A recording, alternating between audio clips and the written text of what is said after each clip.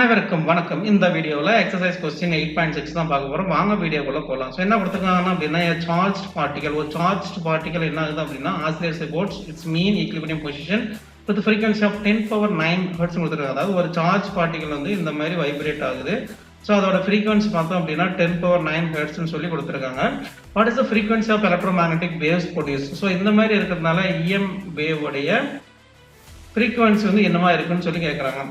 சரிங்களா? So oscillator அப்படின்னா என்னன்னா ஃப்ரீக்வன்சி ஜென்ரேட்டர். ஸோ அந்த ஒரு இன்ஸ்ட்ருமெண்ட் தான் அது என்ன ஆகுது அப்படின்னா ஃப்ரீக்வன்சி வந்து 10⁻⁹ ஹெர்ட்ஸ்ல ஜென்ரேட் பண்ணுது. ஸோ அது என்ன ஆகும் அப்படின்னா டெஃபினட்டா என்ன ஃப்ரீக்வன்சியில் ஒரு சார்ஜ் பார்ட்டிகல் வந்து டிஸ்பிளேஸ் ஆகுதோ அதே ஃப்ரீக்வன்சியில் தான் என்ன ஆகும் அப்படின்னா எலக்ட்ரோமேக்னெட்டிக் வேவ்ஸும் வந்துட்டு டிஸ்பிளேஸ் ஆகும்.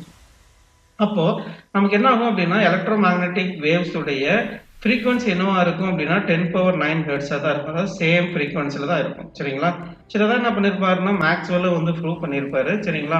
ஸோ மேக்ஸ்வெல் ஒரு சார்ஜ் பார்ட்டிகல் வந்துட்டு எந்த ஃப்ரீக்வன்சியில் ஆசிலேட் ஆகுதோ சேம் ஃப்ரீக்வன்சி தான் எலக்ட்ரோமேக்னெட்டிக் வேவ்ஸும் மூவ் ஆகும் அப்படின்னு சொல்லி கொடுத்துருப்பாரு. சரிங்களா? ஸோ இதுதாங்க சொல்யூஷன். ஸோ இந்த வீடியோ பிடிச்சிருந்தா மறக்காம நம்ம சேனல் லைக் பண்ணி சப்ஸ்கிரைப் பண்ணி உங்க ஃப்ரெண்ட்ஸுக்கு ஃபார்வர்ட் பண்ணுங்க. நன்றி, வணக்கம்.